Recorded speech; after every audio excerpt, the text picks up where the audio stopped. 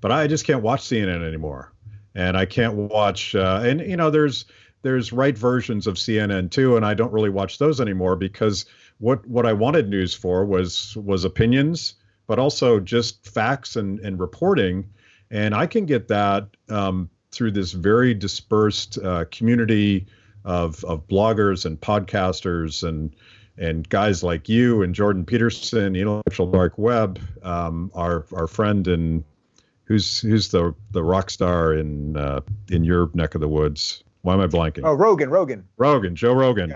Yeah. I'd rather watch Joe Rogan.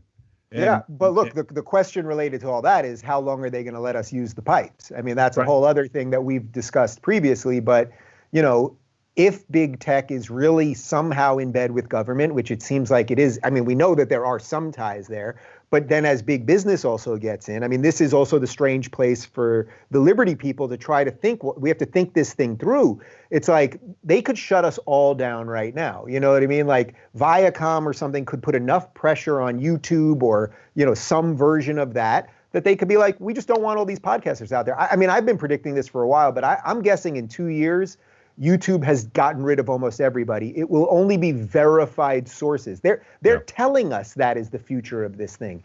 Anyone with an independent voice. A guy like Tim Pool, he is not going to be allowed on YouTube. They're not going to tolerate that. And by the way, that's why I created locals.com, because I do believe in competition. And what we're doing is building digital homes for creators. I'm not trying to build a platform. I'm building digital homes. If you are a creator of any kind, whatever you freaking do, as long as it's not breaking the laws of the United States, we will build you a home that is yours, that is secure.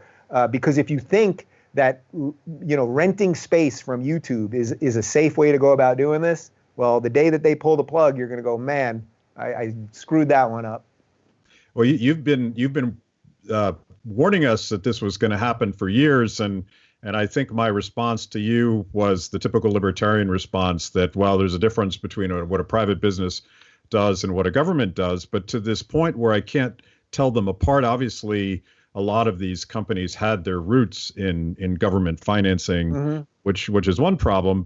And you mentioned this earlier, but I got to read this because it's quite shocking. I think everybody's seen right now that YouTube decided to pull down that video of those two doctors from Orange County, who were, and there was nothing fringy about those guys. They were doctors on the ground and they were making observations, but the CEO of YouTube said that they would be removing information that is problematic.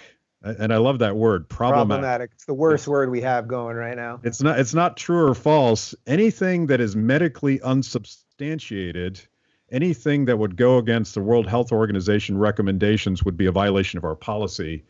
So what is that standard? It's whatever the WHO says, and whatever the WHO says is, by the way, different than what they said yesterday. And oh, by the way, it's a fundamentally political organization, and this whole thing is so fundamentally anti-science because real scientists understand that scientific discovery and figuring stuff out is a process where different people with different opinions argue. I mean, that's the point. That's the real point.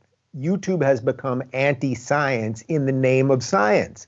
They're pretending they're the ones for science while they're also saying, but dissent about our science must be shut down. And as we said earlier, they were literally, I mean, there are tweets from the WHO 6 weeks ago, you don't need to wear masks. So should the WHO now be kicked off Twitter because they got something wrong? I mean, none of this makes any sense. And I think in many ways, at the height of the intellectual dark web peak, when there was this thing that was just exploding, and it had so much, of course, to do with Jordan Peterson specifically, I think what we were doing as a group was we were just offering some counter sense making. It's not that we had all the answers, and it's not that we agreed on everything. I always use the example of Ben Shapiro and Sam Harris. These guys literally disagree on everything. I mean, from the nature of the universe, from truly what the most existential questions are, to everything else, abortion, taxes, the whole damn thing. They disagree on everything.